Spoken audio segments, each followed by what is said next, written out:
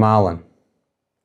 Marlon is the father of a daughter who was a repeated victim of grooming, as well as being repeatedly failed by authorities.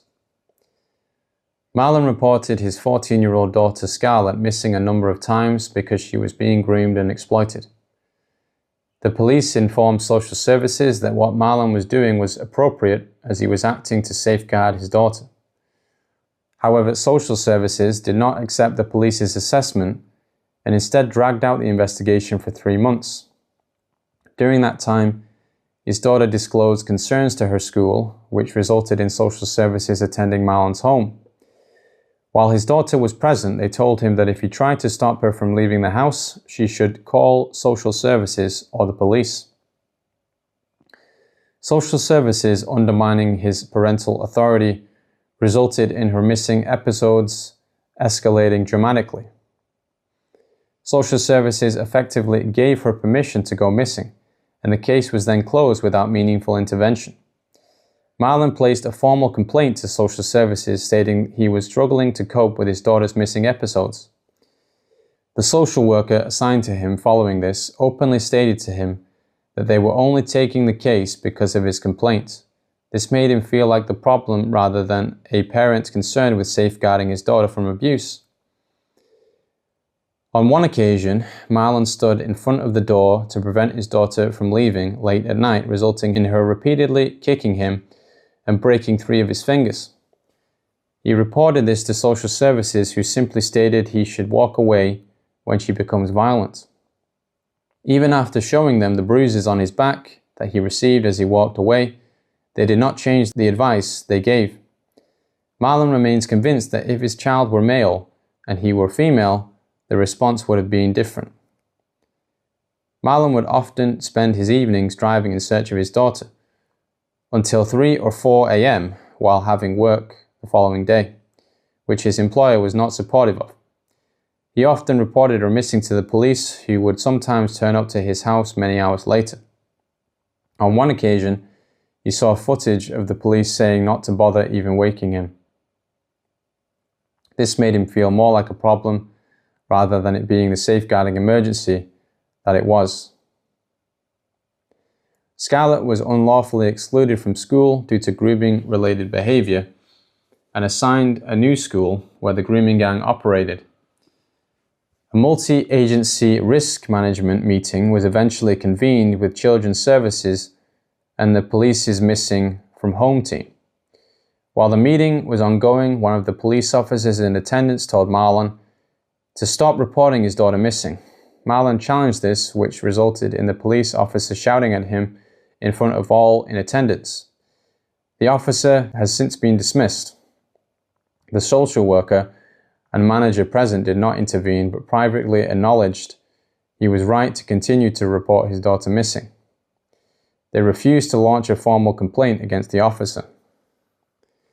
Shortly after, his daughter went missing for several days and was eventually found at Marlon's mother's house, unkempt, distressed and stating that she had been raped.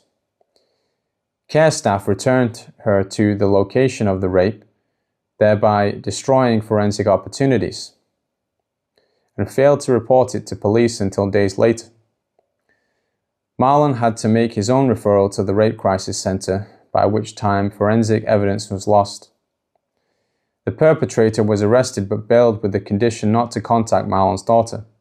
Immediately upon leaving the station, he called her and threatened her life. He was an adult and drug dealer, and his associates soon began attending Marlon's home. His daughter was terrified of them. An older woman began to groom and manipulate Marlon's daughter under the guise of friendship. After another missing episode, Marlon was able to trace his daughter to a specific property. Despite repeated calls and reports of men entering the property, both police and social services failed to remove her or issue an abduction warning notice.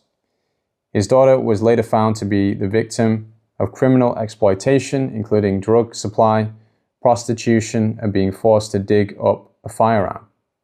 These acts were directed by the older woman, amongst others. At this point, the impact on Marlon was catastrophic. He was physically exhausted, anxious, depressed, and lived in constant fear. He was attacked by masked individuals in his home, with the police response delayed and dismissive. Marlon's daughter was eventually taken into secure care, where she was subjected to further abuse, including sexual abuse by staff and other children, neglect, and safeguarding failures. Marlon made multiple complaints. At a court hearing, social services attempted to place his daughter on a child protection plan for emotional abuse and neglect by Marlon himself. However, the judge intervened and ordered this to be amended to be recorded as beyond parental control. Marlon's daughter continued to be moved between unsuitable placements. She was groomed repeatedly, trafficked, forced into drug supply, and raped by adult men. She became pregnant as a result of rape. The handling of her termination by professionals was traumatic and negligent. Police later charged Scarlett with intent to supply Class A drugs, despite her being a victim of trafficking and on the national referral mechanism. Scarlett was placed in a unit run entirely by male Muslim staff, where she was groomed again. Racist abuse and extremist comments were made to her. Marlon again raised concerns, which were ignored.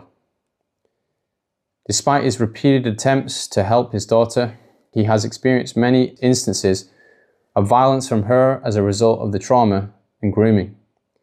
He has experienced many assaults, received black eyes, and had to sleep barricaded in his room. He repeatedly requested domestic abuse support, but was refused because he was a male parent. He has been forced to complete parenting courses and blamed for his daughter's abuse. The whole experience has harmed Marlon financially, emotionally, and psychologically. He states it has destroyed his life. He is no longer the person he used to be. Marlon's case highlights that parents can also be victims of both grooming networks as well as widespread institutional failure. If you would like to hear Marlon's story in greater detail, he has recently published a book about his experience titled In Plain Sight, 2026. Marlon. Scarlett went missing again for several days. When she was eventually found, she was unkempt, distressed, and disclosed she had been raped. Shockingly, Edge of Care staff returned her to the location where she had been raped and failed to report the offense to police or duty social workers until days later.